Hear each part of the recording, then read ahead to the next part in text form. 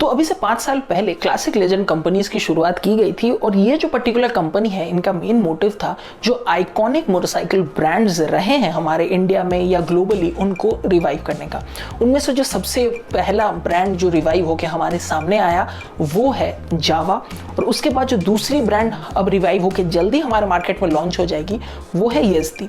यज़दी के ऊपर मैंने डिटेल में वीडियो बना रखा है। अगर आपको जानना है इन डिटेल की कौन सी बाइक यज़दी की मार्केट में लॉन्च की जाएगी, क्या प्रोडक्ट है, क्या फीचर्स होने वाले, सारी चीज़ों के बारे में मैंने उस वीडियो में डिस्कस किया है, तो उसका लिंक आपको ऊपर कार्ड्स में मिल जाएगा, जाके डेफिनेटली चेकआउट कर सकते हैं। अब इसके बाद आता है एक और ब्रांड जो अगेन क्लासिक लेजेंड्स रिवाइव करने वाली है, and that is BSA motorcycles. अब BSA मोटरसाइकिल्स की अगर बात की जाए तो इसका एक बहुत ही रिच बैकग्राउंड रहा है।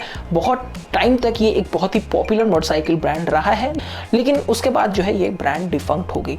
बट फाइनली अब क्योंकि क्लासिक लेजेंड्स इसको रिवाइव करने वाली है, तो कौन से कैटेगरी में इसको लॉन्च किया जाएगा, चलिए सभी चीज़ों के बारे में इस वीडियो में डिटेल में बात करते हैं, तो वीडियो को पूरा देखिएगा। तो अगर आप पास्ट में जाते हैं तो BSA हमेशा से ही रॉयल एनफील्ड के ऊपर ही प्लेस्ड रहा है, मतलब कंपटीशन वाइज ये हमेशा रॉयल एनफील्ड के ऊपर ही कहीं ना कहीं मार्केट में रहा है। तो इस बार भी जो है यही चीज़ होगा। 1960s की अगर बात करते हैं तो BSA जो है ट्रिपल सिलेंडर मोटरसाइकिल्स को सेल किया करती थी, और उस वक्त भी जो है ये एक काफ़ी प्रीमियम कैटेगरी की मोटरसाइकिल्स थी जो लोगों में काफी ज्यादा पॉपुलर था। अब अगर 2021 में BSA की बात करते हैं तो क्लासिक लेजेंड जो है इसको एक 650cc मोटरसाइकिल के रूप में मार्केट में लॉन्च करने वाली है, और ये जो पर्टिकुलर बाइक है इसमें आपको एक नियो रेट्रो डिजाइन देखने को मिलेगा।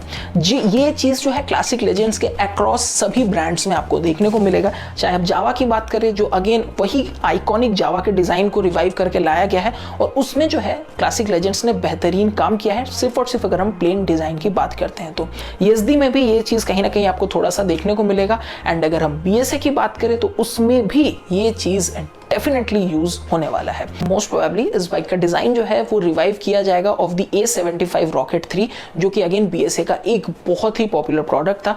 उसी डिजाइन को जो है यहाँ पे रिवाइव करके 2021-2022 के हिसाब से जो है लॉन्च किया जाएगा। अब यहाँ पे एक कंप्लीटली नया प्लेटफॉर्म BSA के लिए डेवलप किया जाएगा, और एक कंप्लीटली नया 650cc इंजन भी डेवलप किया जाएगा। अगर हम इसके power figures and top numbers की बात करते हैं तो बहुत ही अर्ली स्टेज है, कोई भी ऑफिशियल नंबर्स जो है अभी तक रिलीज नहीं किए गए हैं, लेकिन मोर और लेस कहीं ना कहीं 50 bhp की ताकत एंड अराउंड 50 न्यूटन मीटर तक का टॉर्क वगैरह जो है आपको इस इंजन से मिलेगा। और ये इंजन जो है मेटेड रहेगा reportedly with a 5 speed gear box. तो ऑन पेपर जो है ये एक काइंड ऑफ डिसेंट मशीन होगा। और अगर हम इसके डायरेक्ट कंपटीशन की बात करते हैं तो ये कहीं ना कहीं तो रॉयल एनफील्ड के 650 इंटरसेप्टर, कॉन्टिनेंटल GT जैसे मोटरसाइकिल्स के साथ कंपीट करेगी, बट साथ ही साथ क्योंकि इसको थोड़ा सा प्रीमियम प्लेस किया जाएगा तो यह ट्रायम्फ के street triple and Kawasaki W800 जैसे मोटरसाइकिल्स के साथ भी कंपीट करने वाली है। लेकिन अब जो सबसे बड़ा सवाल आएगा कि भाई सारी चीज़ें तो तुमने बता दी कि नियो रेट्रो डिज़ाइन होगा, ये इंजन होगा, अच्छे खासे फीचर्स हमें देखने को मिल जाएंगे, लेकिन ये बाइक इंडिया में कब लॉन्च होगी, और उसको लेके थोड़ा सा मतलब यहाँ पे सीन है। चलिए एक एक करके समझाता हूँ। सबसे पहला है कि ये जो पर्टिकुलर बाइक है एक तो प्रीमियम ब्रांड होने वाली है, साथ ही साथ इंडिया में ये एक कंप्लीटली नया ही ब्रांड होगा, क्योंकि काफ़ी सालों से ये ब्रांड डिफंक्ट है। इंडिया तो क्या ग्लोबली भी ये काफ़ी ज़्यादा मतलब नया ब्रांड होने वाला है।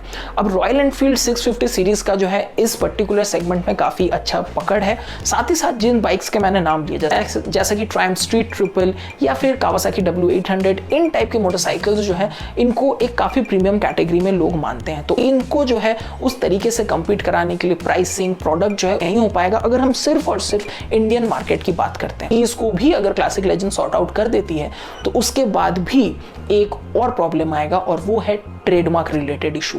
तो करेंटली इंडिया में BSA साइकिल्स जो नॉर्मल साइकिल्स होते हैं उसका ट्रेडमार्क है TI साइकिल्स के पास। TI साइकिल्स एक बहुत बड़ी कंपनी है और TI साइकिल्स के पास जो है BSA का ट्रेडमार्क है। तो इंडिया में टेक्निकली अभी क्लासिक लेजेंड्स BSA मोटरसाइकिल्स के ब्रांड नेम को यूज नहीं कर पाएगी, वो ऑलरेडी एक और ऑपरेशनल कंपनी के साथ है। तो फिर इंडिया में अगर ये बाइक नहीं आ रही है तो फिर कहाँ लॉन्च होगी? ये बाइक जो है सबसे पहले लॉन्च की जाएगी मोस्टली BSA के actual ground that is UK में।